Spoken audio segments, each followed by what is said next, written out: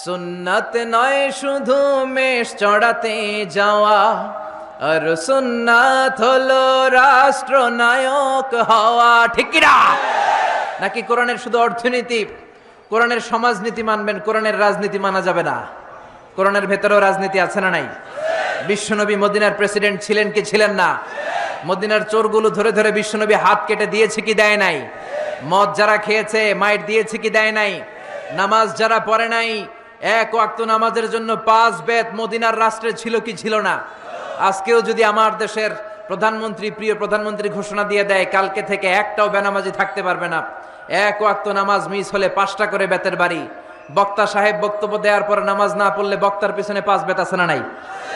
আপনারা কইছেন, আমি কই নাই, আমার কোনো দোষ নাই।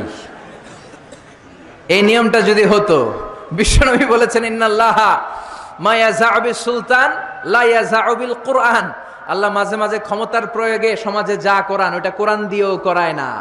এজন্য প্রধানমন্ত্রী মাইরের ঘোষণা দিবে আর আমরা ওয়াজ কইরা যাব।